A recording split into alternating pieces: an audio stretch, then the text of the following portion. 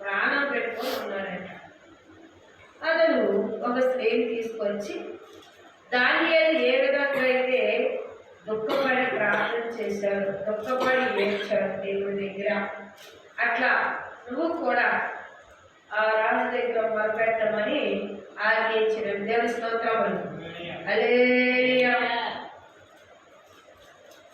ఇలా ఏడ్చుచు తైలం పూసుకొని బహుకాలము దుఃఖపడిన దానివల్ల నుండి నీవు రాజునందుకు వచ్చి ప్రాకారము మనవి చేయవలని దానికి బోధించాడు. కాగా తేకోవా ఊరి స్త్రీ రాజునందుకు వచ్చి సాగిలపడి నమస్కారం చేసి, రాజా రక్షించు మనగా రాజు నీకేమి కష్టం వచ్చిందని అడిగాడు. అందుకనే నేను నిజముగా విధవరాలను, నా పెనిమిటి చనిపోయెను, నీ దాసునైన నా ఇద్దరు కుమారులను ఒక స్త్రీని తీసుకొచ్చి ఆ స్త్రీని నువ్వు ఇలా చేయాలి అని ఒక మాట ఇచ్చాడు రాజు. ఆ రాజు దగ్గర తైలం పూసుకొని, అయ్యా నీ నిజముగా ఎదవరాండ్లను, నాకు ఇద్దరు కుమారులు ఉన్నారు, ఆ కుమారులు పొలంలోకి వెళ్ళి ఉన్నారు, భూమిలో వారిద్దరూ పెనుగులాడి ఉన్నారు, వారిద్దరు విడిపించేవారు లేక ఒకడు కొట్టుకొని చనిపోయినారు. మరి నాకు న్యాయం చేయండి, ఆ భూమిని గురించి మా బంధువులు ఉన్నారు, వారందరూ కూడా వాదించి నా మీద లేస్తూ ఉన్నారు, నా మాట ఎవరు కూడా ఇనికలుగా లేరు, రాజా మీరు మాత్రమే మాకు న్యాయం చెయ్యాలి అని దుఃఖపడచ్చు ఆ స్త్రీ వచ్చిందట.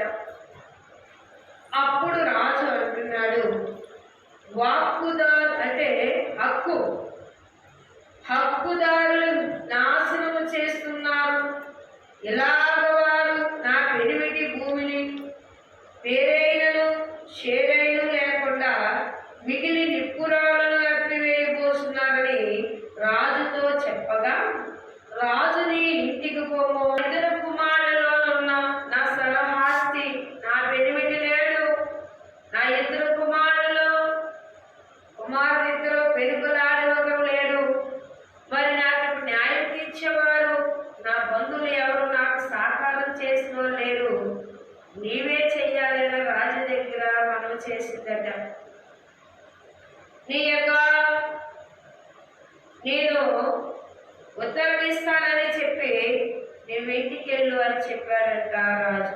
హల్లెలూయా హల్లెలూయా. రాజు నిన్ను కూర్చుని ఆజ్ఞయిస్తునని ఆమెతో చెప్పు. హల్లెలూయా.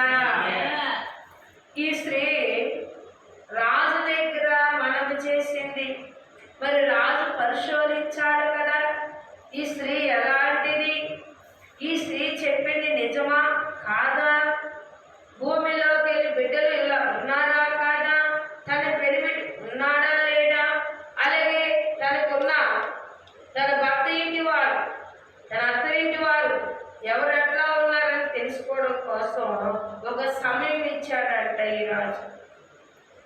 నీవు ఇంటికి పోము, నిన్ను ఒకవేళ ఎవరన్నా ఏమన్నా అంటే నా దగ్గరికి తీసుకురమ్మన్నారట. దేవుని స్తోత్రములు. హల్లెలూయా. తీర్పు వచ్చేదాకా శాంతంగా ఉండు, తీర్పు తీర్చేదాకా నువ్వు సరిగా ఉండాలి కదా. మరి అలా కాదు రాజా, మరి నా మీద అనేక మంది లెగుస్తూ ఉన్నారు, వాళ్ళు అంటున్నారు వీళ్ళు అంటారు కదా. దేవుని సన్నిధిలో మొరపెట్టించినప్పుడు అంటే పిల్లగా నిమ్మరాలకించిన దేవుడిని తీర్పు ఇవ్వాలి అంటే న్యాయకర్తన దేవుడు నీకోలాగా ఇంకోలాగా చేయడు. ఆ తీర్పుని గూర్చి ఏదై ఉన్నదో దానిట ఆయనే తీర్పు ఇచ్చేవాడై ఉన్నాడట. అందుకే ఈ స్త్రీతో చెప్తున్నాడు, తల వెంట్రుకైనా నిన్ను పుట్టేవాడు తల వెంట్రుకైనా సరే ఎరవదు భయపడికి వెళ్ళమంటున్నాడు. తీర్పు ఇస్తాడు. యెహోవా ఏర్పరచుకున్న యెహోవా వాగ్దానం ఇచ్చి ఉన్నాడు. ఆయన నమ్మిన వారు ఎప్పుడైనా చెప్పే దేవుడు కాదు, వీళ్ళు అంటున్నాడు. కానీ స్త్రీ ఏమంటుంది తెలుసా? ఆ స్త్రీ దేవుని జనులైన వారికి విరోధముగాను నీవెందుకు దీనిని తల వెంట్రుకై ఉన్నావు? రాజా ఆ మాట సెలవిచ్చుడి చేత తాను వెళ్ళగొట్టిన తన వారి రానియక తానే దోషములవుచున్నాడు కదా. రాజు ఏం చేయాలి? తీర్పు చేయాలంటున్నాడు. ఏమన్నా తీర్పు చెయ్యాలి. తల వెంట్రుకైనా ఎలా అంటున్నారు?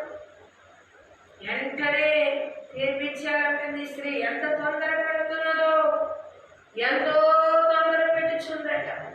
ప్రార్థన చేసి మొరపెట్టుచూ ఉందట, మరి అడుగుచూ ఉందట. అందుకే ఇక్కడ వాక్యం సెలవిస్తుంది ప్రియులారా.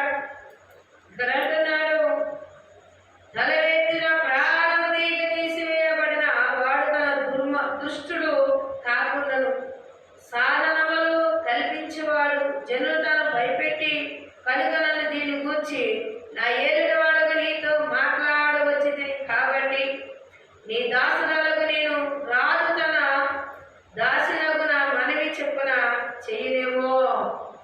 రాజు నా మనవి అంగీకరించి దీని స్వాస్థము అనవేయకుండా నన్ను నా కుమారుని నా సుందర దాస్యకు నన్ను విడిపించుమేమో. హల్లెలూయా, హల్లెలూయా. రాజుగారు ఎదుర్కొన్నంత మాత్రాన, ఎంత తీర్పు ఇచ్చిన రాజుగారు దాసినంత మాత్రాన తప్పు ఒప్పైపోద్దా? తప్పు ఒప్పవదు. నువ్వు చేసిన క్రియలు బట్టి రాజు నిన్ను దాచిపెట్టాడు. అందుకే వాక్యం సెలవిస్తుంది ప్రియులారా. ఇవను మాట్లాడుచున్న మాటను బట్టి కొన్ని సంఘటనలు రాజుకి తీర్పు ఇవ్వడానికి సులువైనదట. అందుకే ప్రార్థన చేస్తున్నప్పుడు నాదేమి తప్పులేదు ప్రభా, నువ్వు చేసే దేవుడు ప్రభా అంటాడు. అలా కాదు, నీ చిత్తం ప్రభా, నేను పాపం చేసి ఉన్నాను ప్రభా, ఘోరమైన పాపం చేసి ఒప్పుకున్నవారు ఒప్పును బట్టి వెంటనే శిక్ష తగ్గిపోతాడు. ఒప్పుకుంటే శిక్ష తగ్గుద్ది.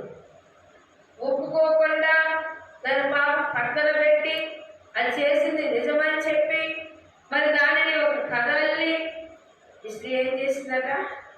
ఒక కథ అల్లింది.